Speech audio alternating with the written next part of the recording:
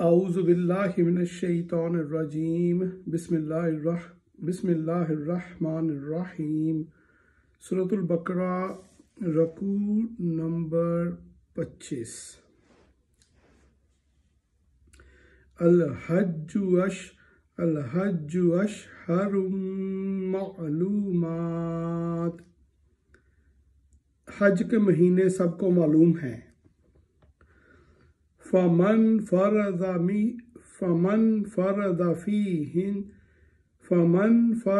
فیہن الحج فلا رفث ولا فسوق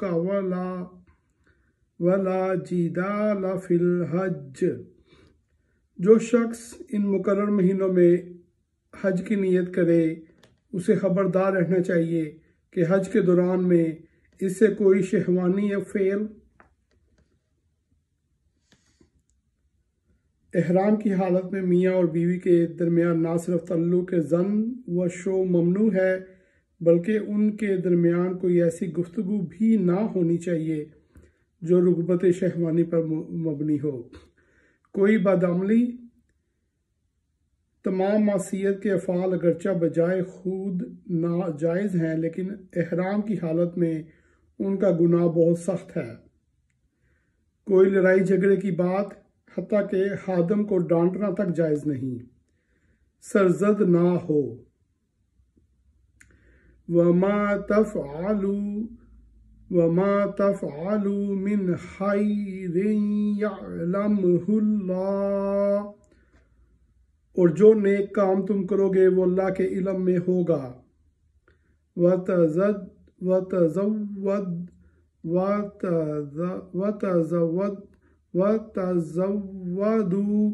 فَإِنَّ خَيْرَ الزَّادِ التَّقْوَىٰ وَاتَّقُونِ يَا أُولِي الْأَلْبَابِ۔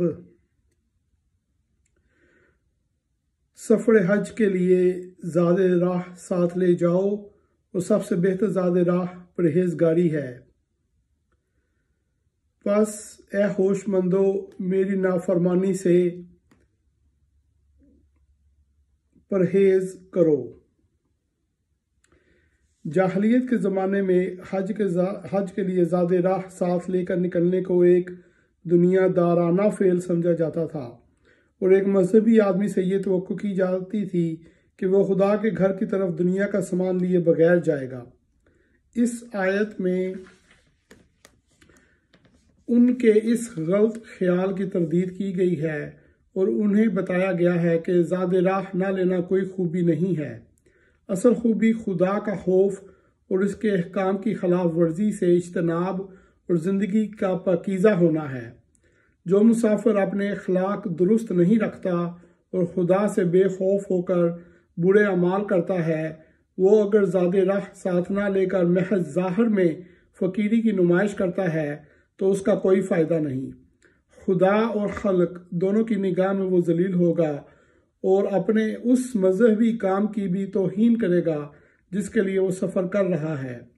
لیکن اگر اس کے دل میں خدا کا خوف ہو اور اس کے اخلاق درست ہوں تو خدا کے ہاں بھی اس کی عزت ہوگی اور خلق بھی اس کا احترام کرے گی، چاہے اس کا توشہ دان کھانے سے بھرا ہوا ہو۔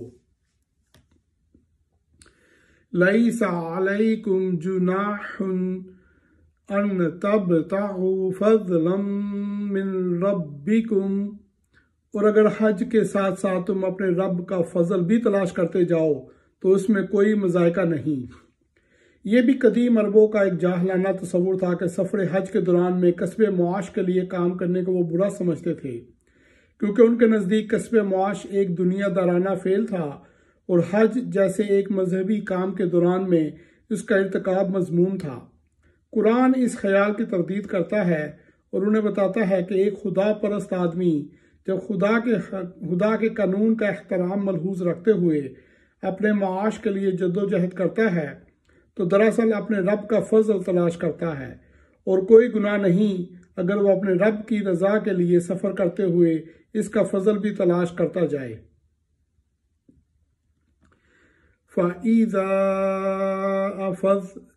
من عرفات فاذكروا الله عند المشعر الحرام، اور جب عرفات سے چلو تو مشعر حرام یعنی مزدلفہ کے پاس ٹھہر کر اللہ کو یاد کرو۔ وَاذْكُرُوهُ كَمَا هَدَاكُمْ، اور اس طرح یاد کرو جس کی ہدایت اس نے تمہیں دی ہے۔ وَإِن كُنتُم مِّن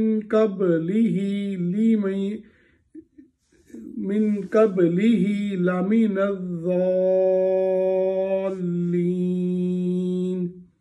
ورنہ اس سے پہلے تو تم لوگ بھٹکے ہوئے تھے۔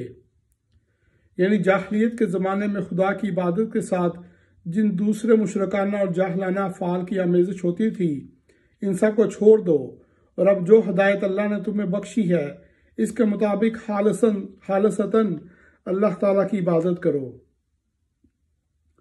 ثم افیضوا من حیث افاض الناس واستغفروا اللہ، پھر جہاں سے اور سب لوگ پلٹتے ہیں وہیں سے تم بھی پلٹو اور اللہ سے معافی چاہو۔ حضرت ابراہیم و اسماعیل علیہ السلام کے زمانے میں عرب کا معروف طریقہ حج یہ تھا کہ 9 ذی الحجہ کو منا سے عرفات جاتے تھے اور رات کو وہاں سے پلٹ کر مزدلفہ میں ٹھہرتے تھے، مگر بعد کے زمانے میں جب رفتہ رفتہ قریش کی برہمنیت قائم ہو گئی تو انہوں نے کہا ہم اہل حرم ہیں، ہمارے مرتبے میں یہ بات فروتر ہے کہ عام اہل عرب کے ساتھ عرفات تک جائیں۔ چنانچہ انہوں نے اپنے لیے یہ شان امتیاز قائم کی کہ مزدلفہ تک جا کر ہی پلٹ آتے اور عام لوگوں کو عرفات تک جانے کے لیے چھوڑ دیتے تھے۔ پھر یہی امتیاز بنی خزاعہ اور بنی کنانہ اور ان دوسرے قبیلوں کے بھی حاصل ہو گیا جن کے ساتھ قریش کے شادی بیاہ کے رشتے تھے۔ آخرکار نوبت یہاں تک پہنچی کہ جو قبیلے قریش کے خلیف تھے ان کی شان بھی عام عربوں سے اونچی ہو گئی اور انہوں نے بھی عرفات جانا چھوڑ دیا۔ اسی فخر و غرور کا بت اس آیت میں توڑا گیا ہے۔ آیت کا خطاب خاص قریش اور ان کے رشتہ دار اور خلیف قبائل کی طرف ہے، اور خطاب عام ان سب کی طرف ہے جو آئندہ کبھی اس قسم کے امتیازات اپنے لیے محسوس کرنا چاہیں۔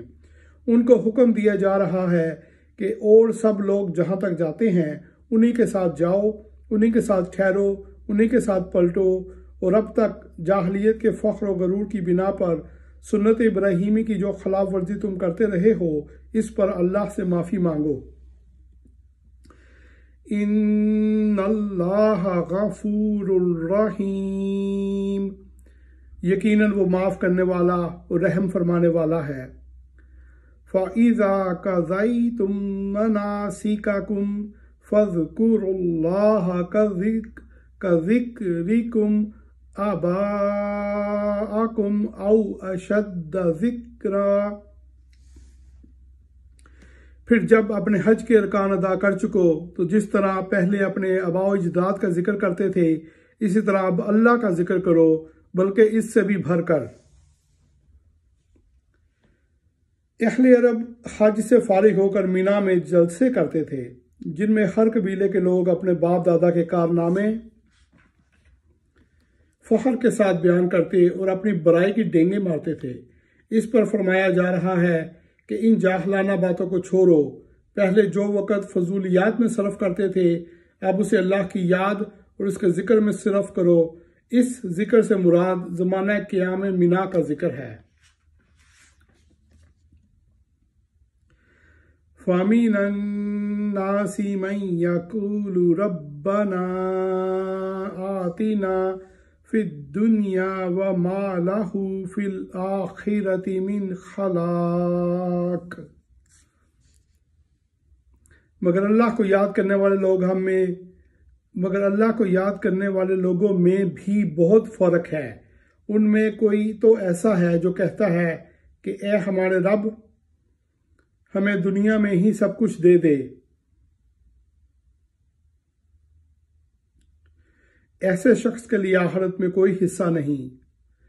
وَمِنْهُمْ مَنْ يَقُولُ ربنا آتنا فی الدنیا حسنة وفی الآخرة حسنة وقنا عذاب النار۔ اور کوئی کہتا ہے کہ اے ہمارے رب ہمیں دنیا میں بھی بھلائی دے اور آخرت میں بھی بھلائی اور آگ کے عذاب سے ہمیں بچا۔ اولئک لہم نصیب مما کسبوا، ایسے لوگ اپنی کمائی کے مطابق دونوں جگہ حصہ پائیں گے۔ واللہ سریع الحساب، اور اللہ کو حساب چکاتے کچھ دیر نہیں لگتی۔ وَاذْكُرُوا اللَّهَ فِي أَيَّامٍ مَّعْدُودَاتٍ، یہ گنتی کے چند روز ہیں جو تمہیں اللہ کی یاد میں بسر کرنے چاہیے۔ فَمَن تَعَجَّلَ فِي يَوْمَيْنِ فَلَا إِثْمَ عَلَيْهِ، پھر جو کوئی جلدی کر کے 2 ہی دن میں واپس ہو گیا تو کوئی حرج نہیں۔ وَمَن تَأَخَّرَ فَلَا إِثْمَ عَلَيْهِ لِمَنِ اتَّقَى، اور جو کچھ دیر زیادہ ٹھہر کر پلٹا تو بھی کوئی حرج نہیں۔ یعنی ایام تشریق میں مینا سے مکے کی طرف واپسی خواہ 12 ذی الحجہ کو ہو یا 13ویں تاریخ کو، دونوں صورتوں میں کوئی حرج نہیں۔ اصل اہمیت اس کی نہیں کہ تم ٹھہرے کتنے دن، بلکہ اس کی ہے کہ جتنے دن بھی ٹھہرے ان میں خدا کے ساتھ تمہارے تعلق کا کیا حال رہا، خدا کا ذکر کرتے رہے یا میلوں ٹھیلوں میں لگے رہے۔ وَاتَّقُوا اللَّهَ وَاعْلَمُوا أَنَّكُمْ إِلَيْهِ تُحْشَرُونَ،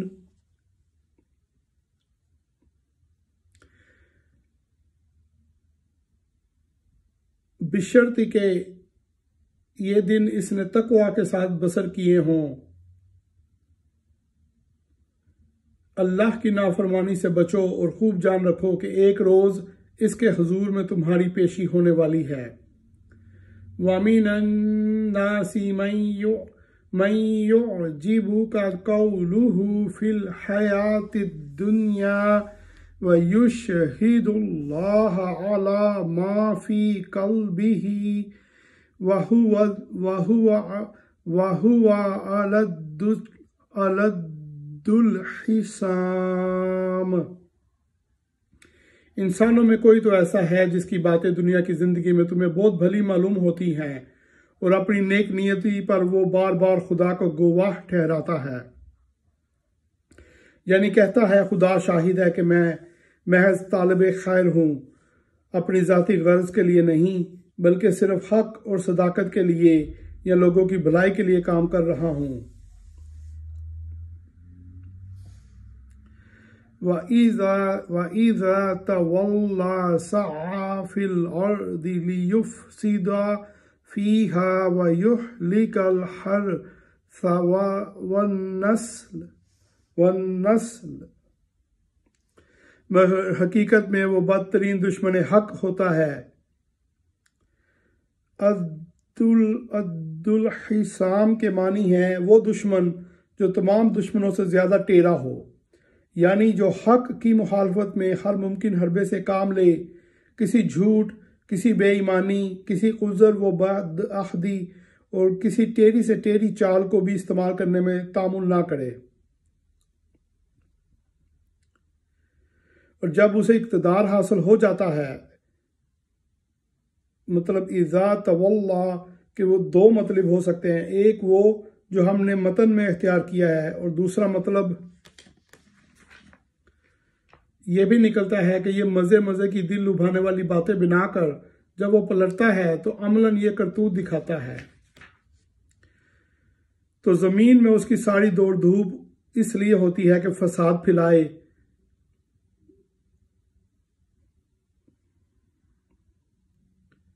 کھیتوں کو غارت کرے اور نسل انسانی کو تباہ کرے۔